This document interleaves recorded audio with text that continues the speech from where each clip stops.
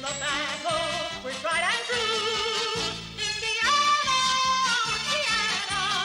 Indiana, we're all for you. Welcome, everybody, to the Indiana Basketball Show on the Gurley True Sports Network. As always, the Indiana Basketball Show is powered by Betting.net. Betting.net is your best bet for finding the online sportsbook or casino that's right for you. Make sure you check them out now at Betting.net. I am your co-host for the Indiana Basketball Show, Mike Goodpaster. Right now, I'd like to welcome in my other co-host, 1981 national champion, member of the Indiana Basketball Hall of Fame, Steve Risley. How you doing, Steve? Hey, doing great, Mike. Just looking here on here. I got my Pat Riley hair going this morning. Yes, you do.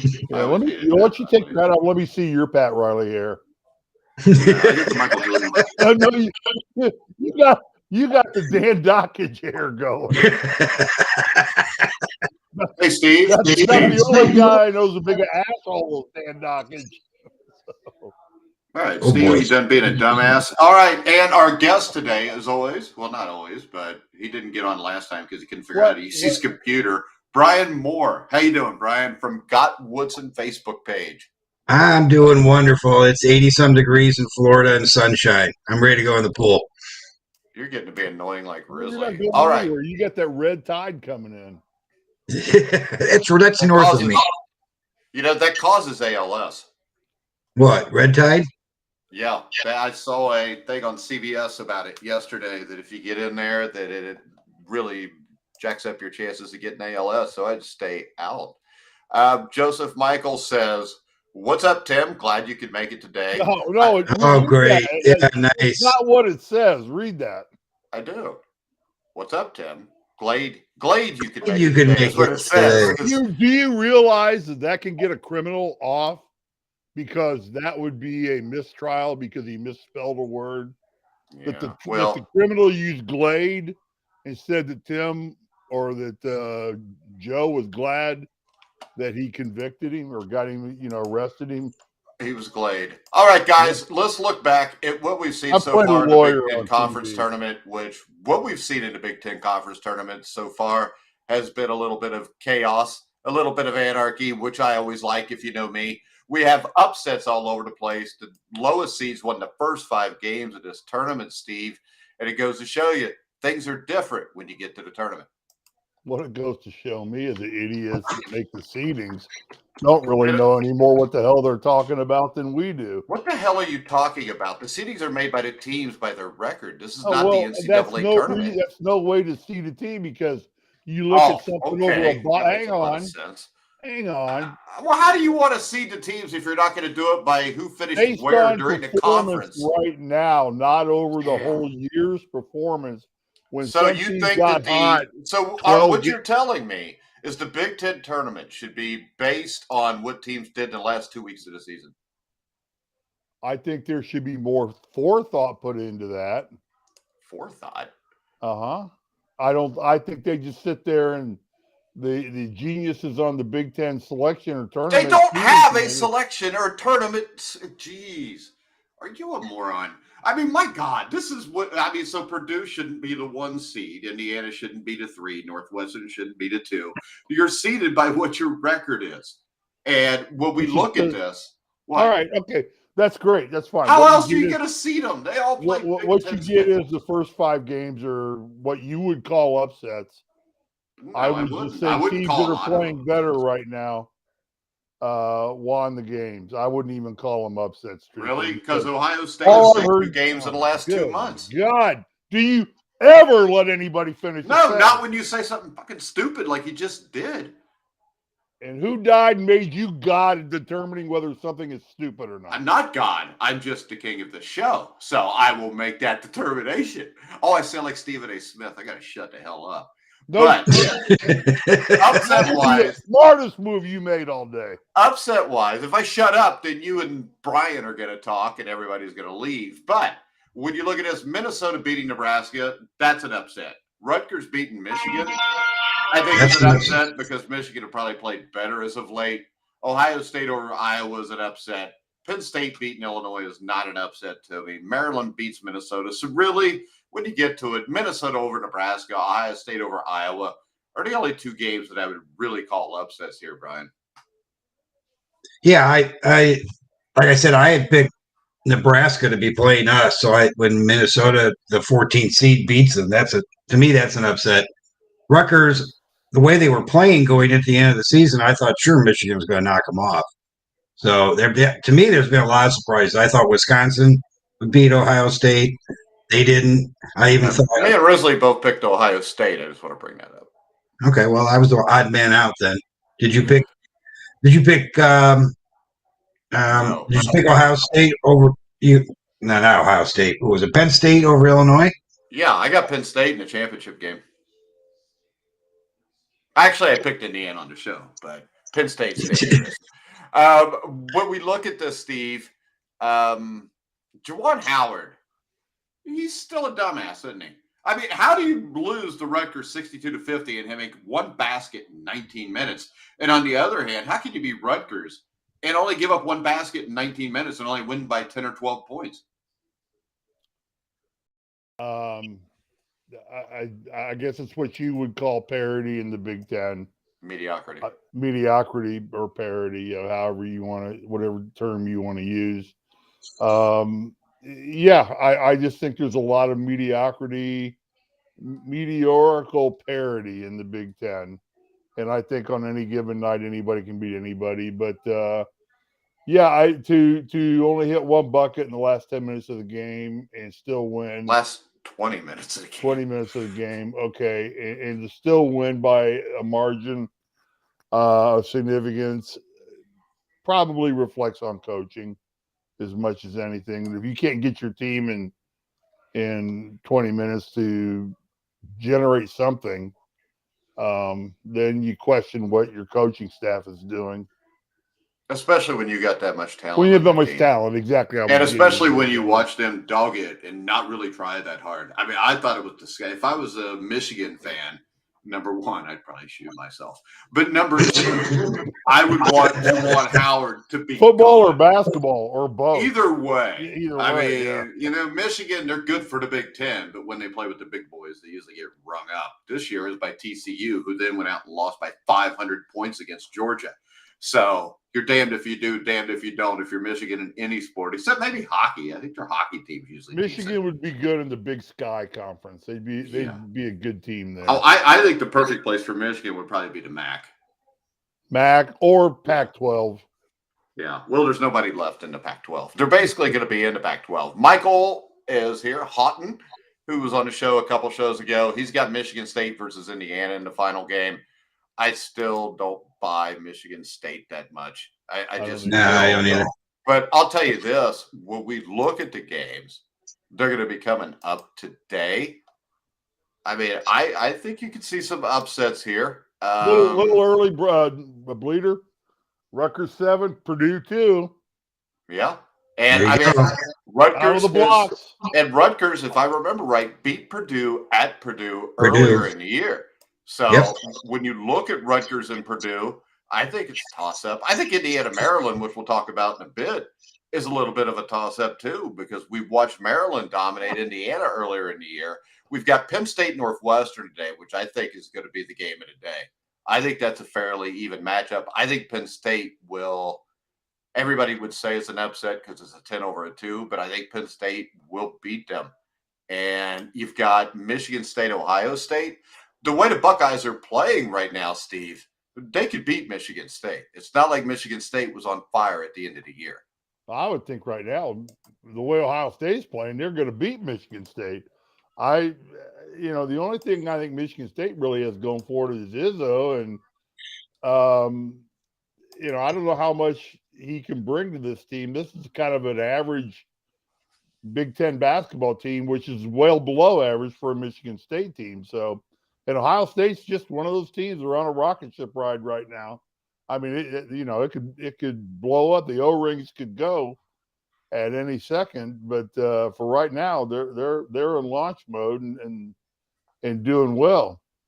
And we could have a Big Ten final, much like the 1977 semi-state, which was Columbus North versus Lawrence Central, featuring Aurora and or no, Columbus. What the hell are you Lawrence, talking about, Risley? Lawrence Central versus Richmond, featuring Columbus North and Aurora, or whoever Columbus the hell. East. Columbus East, one of the Yeah, two. the Olympians. Yeah. All right, guys. You could have Purdue and Indiana both watching. Oh, you could. They could Very both easily. lose today. I mean, this is, like I said, I don't think it's even parity. I think that it is mediocrity more than anything else. Michael says Ohio State is, as Steve says, tired now. I don't buy that. I mean, they're a couple games in. They're young kids. They got a shot to go to the NCAA They're having a tournament time of if they their win a lives few right more. now. I would say the tired thing probably kicks in if they win today and then have to play at noon tomorrow. Yeah, I think that's where I would tired agree. kicks in. So I think they can play on a lot of just kind of emotion and adrenaline right now. And when we look at tonight, Indiana will battle Maryland. Last night, Maryland dominated Minnesota. They beat them 70-54. And this was pretty much a one-sided game. Both teams shot about the same. The difference in this game, Maryland made 3 more three-pointers. They shot 21. They were 8 for 21. They shot more free throws. I think they made 7 more free throws. They completely out-rebounded Minnesota. And the turnovers, Maryland took care of the ball. They only had 8 turnovers. Minnesota had 15. I don't think there's much to take away from this. In the Big Ten season, I think Maryland was 1-8 or 1-9 away from home. This was a neutral site against Minnesota. I don't think we could take a whole lot away from this, Brian. No, I just say Maryland is a good team. They're not a great road team, but they are a good team, and they've got some real. I mean, if you look at the stats last night against Minnesota, he had almost 5 guys in double figures. Yeah. I mean, it's not one guy. I mean, what's his name? Scott. I mean, he had 20 points. He did well. You go down the list. I mean, they're top 5. Those guys were almost all double digit. So they're going to come at us from all angles. There's no question. Yeah, and by that, I think I've got 3 keys to the game here, and I'm going to get you guys' opinion on all of these. There are three keys to the game Indiana lost against Maryland earlier in the year. The Hoosiers trailed 37-29 at halftime. I think they were led by Trace Jackson Davis. I think it was 18 points and 20 rebounds. Race had 11. Jalen Hood-Schifino really struggled that night. But when you looked at the keys to that game, and this is what gives me pause when picking IU tonight, just off the top, is Indiana's offense was ineffective against Maryland's press and their half-court defense. The Hoosiers needed nearly 10 seconds almost every time up to break Maryland's press to get into their half-court offense, which limited them to around 20 to 25 seconds once they got there to get in their offense. And it left little time to diagnose the Terrapins changing defense. And they changed their defenses a lot during this game. And the Hoosiers shot 37%. They had 12 turnovers. They never got into any kind of flow on the offensive end. Trace Jackson Davis only had 13 attempts from the field. The way they defended Indiana was that full court or half court press or the full court press. And to me, if they do that again tonight, Steve, this whole game is going to fall on Indiana's guards if they're going to win it. And they cannot have a game where Hood-Schifino in 35 minutes scores 3 points and has 3 assists like the last time out. Yeah. I mean, you hit on all the spots. I'm just going to be commenting on your assessments because you're spot on everywhere. The things that the takeaways I have tie a lot to what you said. The press is definitely a problem for Indiana because guard play is our weak area. That concerns me a little bit. Also, I've noticed in the Big Ten, I would take that press and drop it into a 2-3 or 3-2 zone, probably a 2-3 zone, truthfully, because I'd want to shut down the middle and keep the ball out of Trace Jackson's hands. At this point, I'm not too concerned about Indiana's perimeter play offensively, although I think it's much better than they've shown, simply because I don't think they gear their offense toward perimeter play. Secondly, in Maryland, you said they hit 8 to 9 3-pointers. Yeah, 8 for 21. Yeah, 8 for 21. Okay, just the 8 alone. Indiana's perimeter defense is not very strong. We're not really I think we have the ability. I just think we don't use it enough. We don't push the ball and keep the ball played 10 to 15 feet off the arc. We're not real good at doing that. Thirdly, and most importantly, with Indiana of late, it's been which damn IU team shows up. There's two IU teams. There's the go get them, gung ho, get after it team that when they come out and try and control the tempo right off the bat and get going, get the ball into their offense and get the ball inside to Trace and then work off of Trace, not necessarily Trace takes 20 shots in the first half, but has 70% of the touches at least, and then everything works around him because the defense automatically collapses on Trace as soon as the ball goes into his hands. That should open up perimeter play and mid-range jumpers, and I think that would help Shafino because Shafino is a good mid-range jump shooter with that gliding kind of floating jump shot, and if you pack that defense in on Trace, that's going to free Shafino up a little bit, and hopefully he scores more and hits the shots. However, if the other Indiana team shows up, the kind of nonchalant, oh, we're Indiana, we're going to win this game, Indiana's in a world of hurt because you're getting down now to Maryland's playing good basketball. And, they definitely are going to give Indiana all Indiana wants one way or another. And I've talked way too long. Yeah, and I'll tell you the other thing is this. Maryland has the size to throw multiple guys at, Trace Jackson Davis without worrying about fatigue or foul trouble. You got Reese, Scott, and Hart, who are all 6'8" or above, and they can take turns attempting to slow down the Indiana big man. And then you got Jameer Young. And Jameer Young is a stud. He's been waiting for a moment like this. He spent most of his career at the University of Charlotte and now brings his experience and scoring ability to a much bigger stage. I think he's going to be ready to shine here. Indiana is not a deep team behind Trace Jackson Davis and Hood Shafino. So I think Maryland will be able to focus their defensive efforts basically on those two. I think what this game comes down to this. You talk about Indiana with two different teams, Steve. And those two different teams to me are because of one guy, and that's Jalen Hood Shafino. When he plays well, we saw against Purdue, they defended the perimeter great because he was on top of his game. He was scoring. He was happy. He was hitting Kopp on the wing. He's hitting Galloway on the baseline, and they're knocking down shots. That's what this team needs to be successful. So all of this comes down to me, to Hood Shafino and how he plays, because you've got to have guard play. And if they don't, Jameer Young and that press, they will eat the Hoosiers up. Well, a well-playing Shafino allows Trace Jackson Davis to freelance more and get his points in different fashions. If we don't have a well-playing Shafino right now, then you've got to get Trace Jackson pounding right under the bucket, and that's going to beat him up a little bit, wear him out. The key to this game is a well-playing Shafino. If you had to pick one specific thing, I would say I've got to have Shafino playing his A game today, and from Saturday and Sunday. Well, and Trace is going to play well. So I think, Trace will play well. Yeah, I think the difference Trace is is going to be there. If Shafino plays well, Kopp and Galloway will play well, just because you're all of a sudden you're going to have to help off. You're going to have to go get Shafino. Michael says, if Bates, Kopp, and Galloway score 15 each, we're a winner. Well, no shit. No shit. But we're not.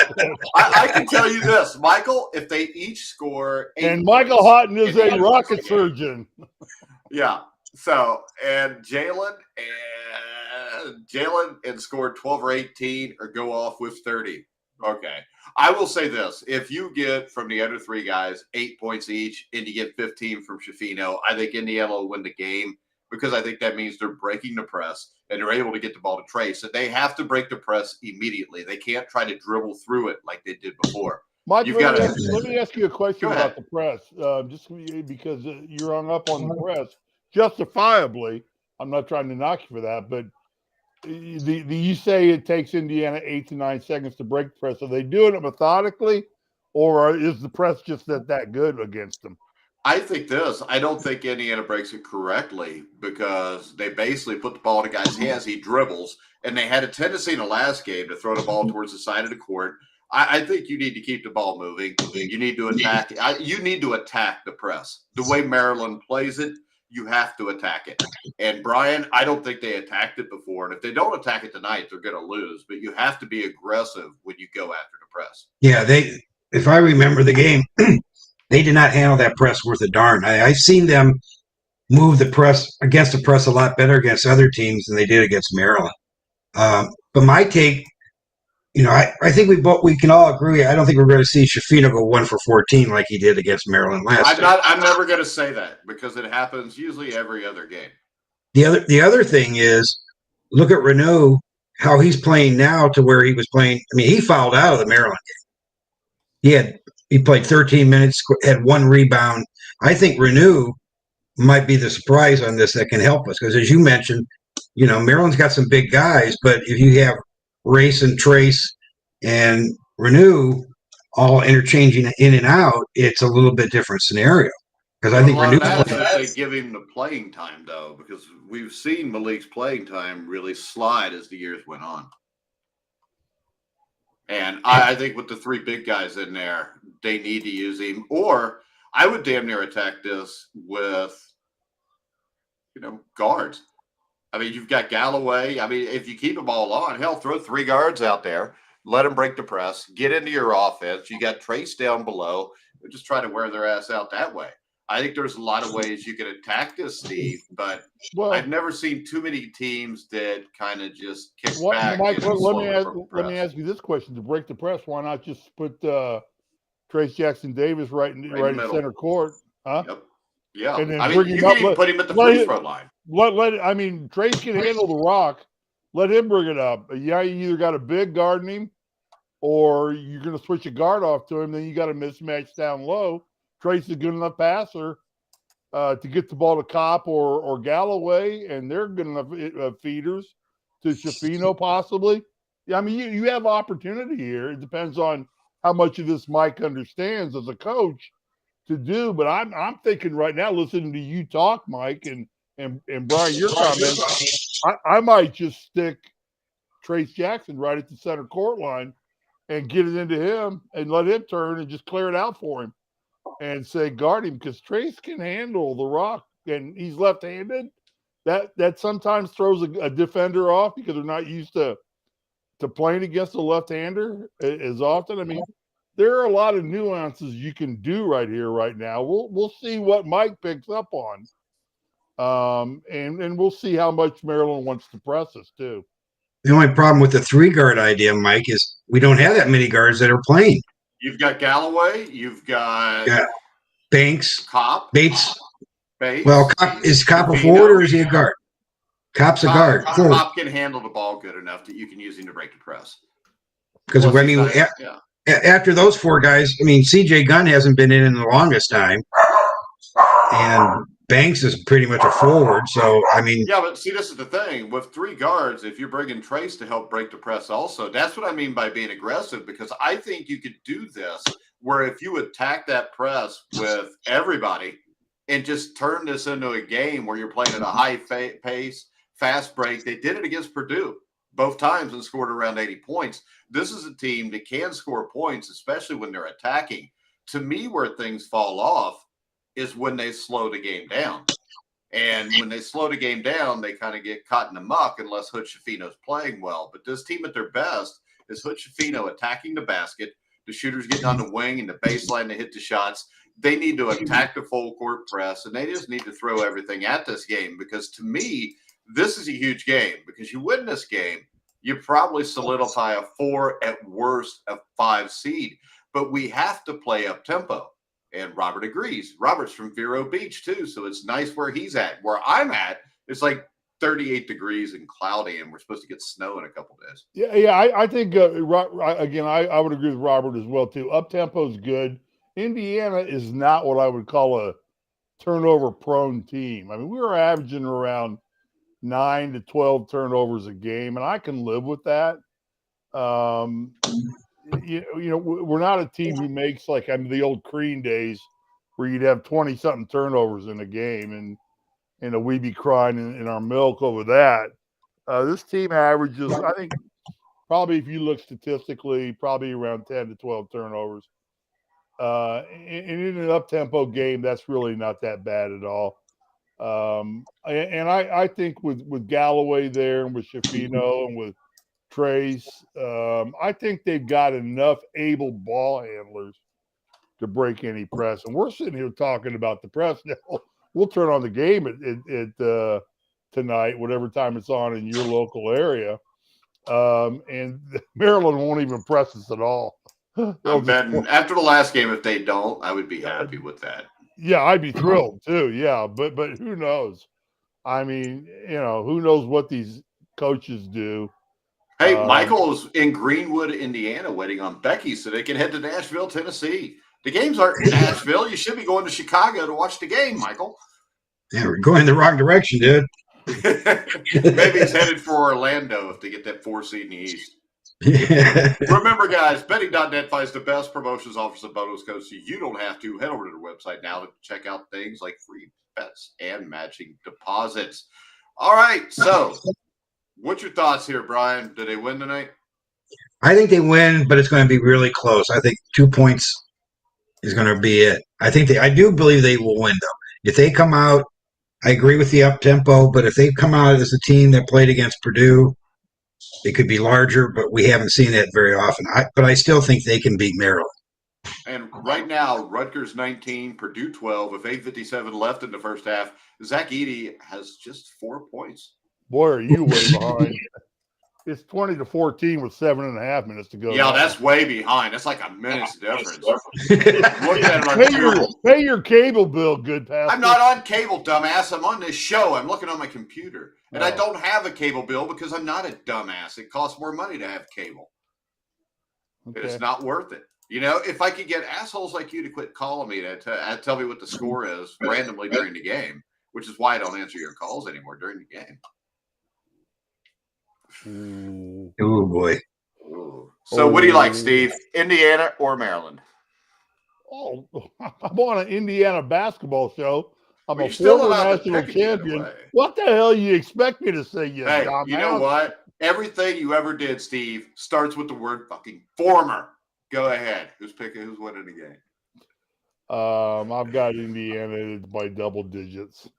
Or it could be worse. You could be like Brian and not have any word in front of you. I think Brian needs to go to the bookstore and get a hat that fits his damn head. I know. He looks like what? He looks like alfalfa or something like that. That's what I was thinking. Spanky. No, it's a soft hat. It doesn't have that fake shit like you got. Go get a New Era Bill. What is it called? Baseball build cap or something like that. Well, it's Adidas. I'm sticking with the school. Yeah, you're paying twice for the same damn hat. It's made in a Taiwanese factory. That would be like put going the Adidas logo on it and charge you 3 times for it. That's all they do. That would be like going to the IU bookstore to get your Indiana in a hat. Yeah.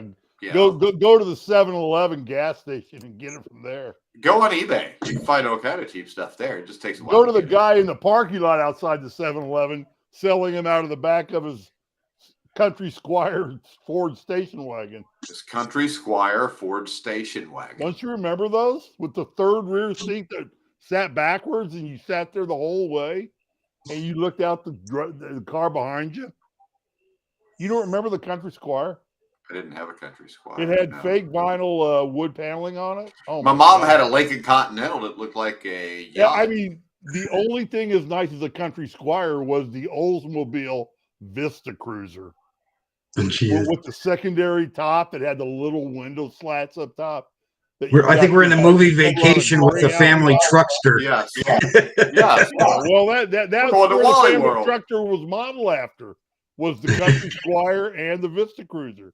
I kid you not. And, of course, everybody knows the family truckster is from Lampoon's National Vacation. Right. Chevy Chase, Beverly Michael D'Angelo. says Becky's home getting her jersey on for a photo to you 3 soon. Oh, boy. Hey, speaking of former, Steve, weren't you a quarterback in high school? All-American. No, you weren't. We already looked that up. I'll So give you my all. brother is graduated several years before me at IU, but he remembers, and I can't remember. He remembers you threw like a football pass against Kentucky to an open player for a basket.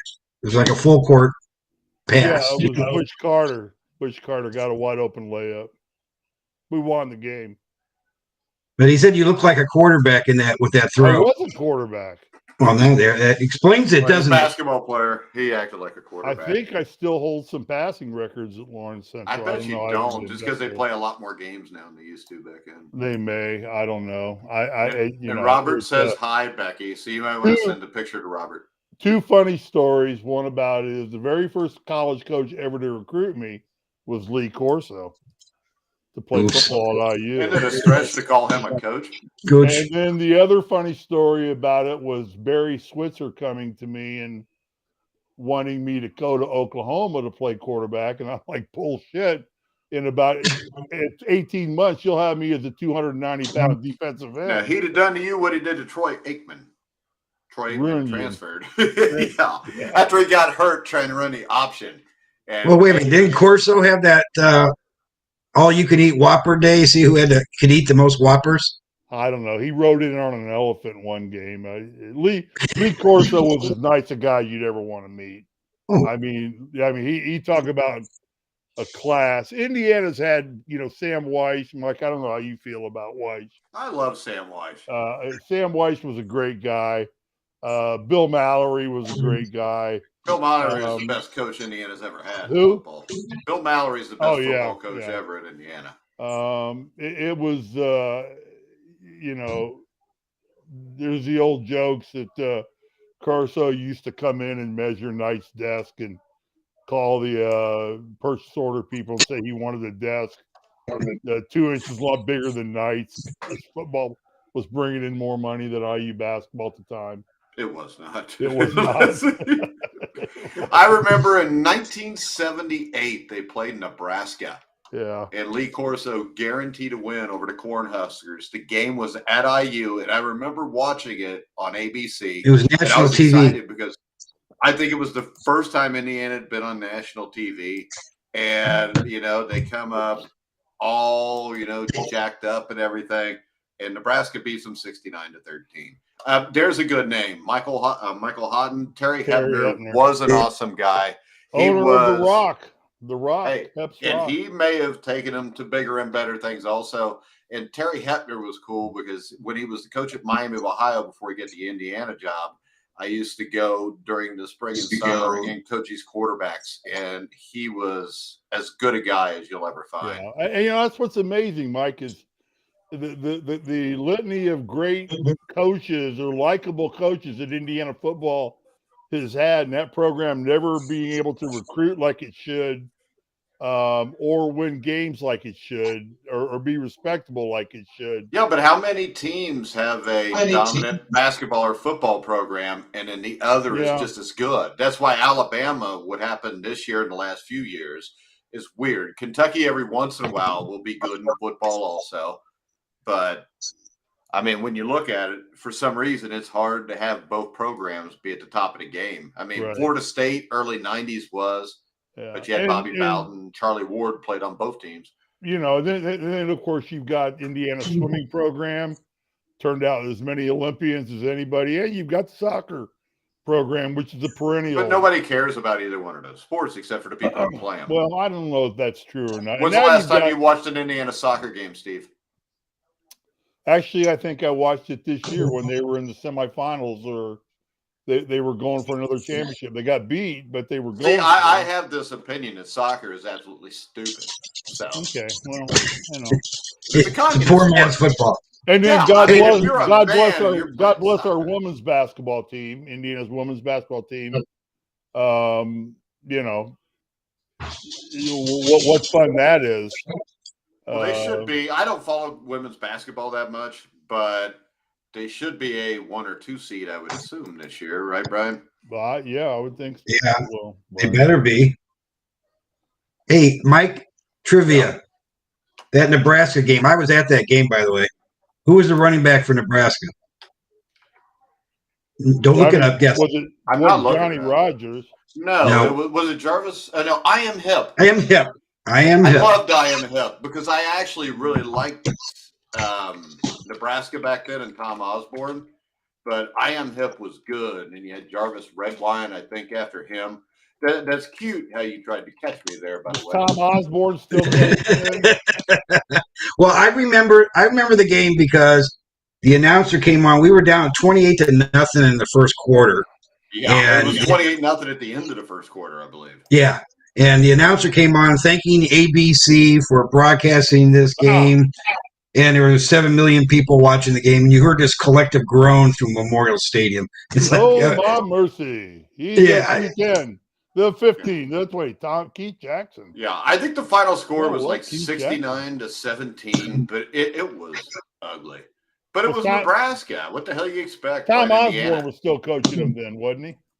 Yeah, but the good thing is this, though. Indiana, I think that year went 4-7, but 1979 was one of the best years they ever had under Corso with Tim Clifford at quarterback, because I remember they went and played, I think it was like the first or second ever Holiday Bowl, and they upset Gifford Nielsen, who ended up being a quarterback for the Houston Oilers, but they ended up upsetting BYU 38-37, I think it was, in 1979. Yeah, it was a close game. I remember that. One of the best college football games you'll ever see. Who was the defensive back that IU had then too? Tim Wilbur, I think, was their best. Tim Wilbur, back. Yeah. I'm gonna tell you what. The only two guys at IU that ever drank my ass under the table, Clifford and Wilbur. Was it Clifford? Interesting thing. Those guys did that on a Friday night. Well, see, the interesting Clifford actually, I think he got drafted in like the 11th or 12th round by the Chicago Bears. I don't think he made it, but Tim Clifford was the quarterback at Coleraine High School who went undefeated in 75 and 76 back to back. His defensive coordinator was my uncle. Timmy Wilbur liked beer and sorority chicks, and they had a really good running back too. I think his name was Michael Harkrader or Harkrader, something like that. Harkrader, yeah, he was like 5'7". The little guy. Yeah, he was quick as hell, but I think he ran for close to 1,000 yards in 78. But that 79 team, I always remember the Indiana BYU Holiday Bowl because that was a great football game. And I think it was Indiana's first bowl game since the 1968 Rose Bowl when they lost 14-3 to USC and O.J. Simpson. Yeah, because I can remember I don't think Corso took them to any bowl games before that. No, just 1979 was the only bowl game they went to. That's the Holiday Bowl. They won the Holiday Bowl. Yeah, 37-35 over BYU. Great football game. Yeah, it was. So now we hope we have a great basketball game. Back to basketball here. Okay, guys. Surprise team in the Big Ten tournament so far. Just pick one. Hold on a second. Michael has a question I haven't read. I truly think TJD's brother will bring football up to give OSU a battle. What does that mean? I don't know. Okay. Go ahead, Steve. What were you saying? Surprise of the Big Ten tournament so far. Who's surprised you? Robert says Ohio State. I would agree with Robert because it did not. I mean, I picked them to beat Wisconsin. It surprised me they beat Iowa, though. Brian? Yeah, I figured Rutgers was going to be done. They're the surprise opposite. I mean, I thought they were going to be one and done. They were going to trounce Michigan. So the fact that they're actually playing Purdue and they're playing through Purdue tough, they're a surprise team for me because they were dying at the end of the season. Biggest surprise for me is Michigan. I expected them to make a bigger dent in the tournament. They didn't have to be positive. You know, I mean, a surprise could be negative. I thought they would, Steve, but does anything Michigan do surprise you? No, they don't. But I thought the talent would overcome their idiocracy and coaching. Well, I think this, though. I think they got a really good shot to get embarrassed in the first round of the NIT now, too. Ouch. Oh. So I mean, hey, you know what? What I want to see is this. I want to see Michigan travel to Indiana State in the NIT. Oh, that would be funny. Go to Michigan. That would be good. Because Indiana State could beat them. Indiana State won 21 games, by the way, this year. Did they Lost in the really? conference semifinals to Bradley, who they got That smacked is by that Grizzlies. is one of the smelliest towns I've ever been to in Indiana. Oh, I know. I lived there for a while. The I paper don't know mill. what is it. The ball company that smells The paper so mill. badly? Yeah. There used to be the Oh. paper mill when I was there. Ow. Plus all the prostitutes. I don't think they washed their How did you yahoos live there, Mike? on Wabash. Pfizer used to have a major R&D and manufacturing plant right there in south side of Vigo I didn't know County. what was going on. It was just the only place my grades would qualify to go play ball. Down by the fairgrounds, Pfizer, we had a huge plant there. I used to go in and take them Viagra pins all the time. They loved me. Rutgers You did 24, that. Purdue 19. Halftime.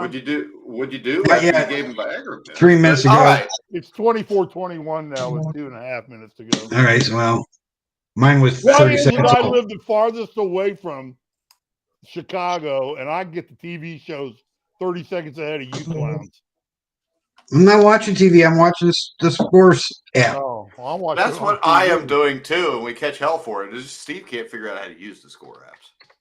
No, I can't. I'm 64 years old. I don't. I live by the KISS principle. Keep it simple, stupid. So who else wins today? Huh? Who else wins today? Well, Purdue I'm going to wins. pick Rutgers just to sound smart. Now, I think Purdue wins. I think Rutgers does win that game. Game's down to 2 now. Ohio State, Michigan. Airball by Rutgers. Ohio State, Michigan State. I will take Ohio State. I'll take Michigan State. I'll take Michigan State. And then Northwestern. I think Ohio State's run is over. Penn State will win. Penn State. Over Northwestern? It'll be Indiana versus Penn State, and it'll be Ohio State versus Purdue. I think it's Indiana, Northwestern, and Purdue versus. Yeah. Y'all are going to feel Purdue really versus stupid after Penn Michigan State wins by 10 over Northwestern. You know, I Mike, don't I really don't give a damn as long as Indiana is Big Ten champions. I do. I just want them to win this game. So Mike, something happened. You sneezed or something. Your camera's all fuzzy. There we go. Still fuzzy. Still fuzzy. Still fuzzy. All right, guys. Yeah, and Michael says he's right there with you, Steve. He pays $170 a month cable bill. I pay $60, and I get as many channels as I had before. I'll take the 20-second delay. But all right, guys, we're going to go ahead. We're going to wrap it up. We will probably be back tomorrow. Oh, hold on. I mean, Purdue has Purdue's ahead. Northwestern is home and will beat Penn State. Michael, you'll be wrong. All three of you can tell me I was right and y'all were wrong. Penn State will beat them, and they'll beat them handily. There's nothing to be at home because there's no Northwestern fans in Chicago. Here comes the Boilers. But all right, guys, we may do a show in the morning. We may not. It's just according if Steve can get up early enough to do it or not. I was the first one on this morning. Yes, because I was up at 5 this morning already working. I was up at 6. I slept in late today. I did a marathon last night of 2.5 men. I never went to bed. Well, let's just do this then. Let's just do tomorrow morning at 9 o'clock Eastern. Fine, sounds good to me. You good with that, Brian? And Yeah, if I'm Steve don't good make with it, then that. Brian will do it. So That's we'll right. go at 9 o'clock in the morning tomorrow because I think we play at like 3. But Mike, you know what's going to happen is people are going to get sick and tired of Timmy and I. They're already sick and tired of you. No, they're not. But they're going to get tired of Brian and I. And They're probably tired of people like Brian coming on good. here trying to trick me on who Nebraska's running back was in 1978 when that was an easy one. Brian, as soon as this is over, we'll just start our own damn show and leave. You ought to. I mean, Hell. nothing people like better than watching two old farts Goodpaster bitch can about go shit. to Froggy Radio and start doing Stuck in the Catch Fence, the wonderful NASCAR show. You know what? It's I on mean, this is the YouTube. thing. Every show I do, a lot of people watch. It can't be said about you. Ouch, touche. Well All right. played. Becky and Michael got up at 5 a.m. yesterday, so maybe they can fly down to L.A. and wake Hey, up Steve. do you get the impression that Michael's pretty impressed or pretty proud of Becky? It seems like it. Well, you're I haven't supposed to seen be it. We're still waiting for the jersey. So with Jersey. her jersey. Oh, yeah. I know. As long as there's no name on the back of it, I still think I'm it's not stupid even to gonna wear go a there. jersey with somebody else's name There- on the back. Since All when, right, Steve? guys. We are going to wrap the show up. Steve's been places nobody should have ever went, so I don't want to hear Steve saying I won't go there because it's been proven when Steve was at Indiana University and probably overseas that Steve will go anywhere and do any damn thing. That's why we're buddies. That's a privilege. You've never been anointed, nor haven't. had I gone to Indiana State. I wouldn't want to be anointed those privileges. What privileges are that? I don't know. You can figure it out.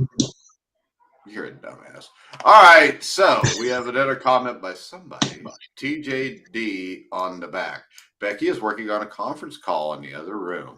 There you go. Maybe she could include Steve and they can talk to each other for the rest of the day. All right, guys, we're going to wrap it up. Make sure you like and subscribe to us on YouTube. Check out our Twitter at Grueling Truth. Make sure you follow us on Facebook. We're up to 151,000 followers there. Help us get to 152 because I think we're only like 3 people away.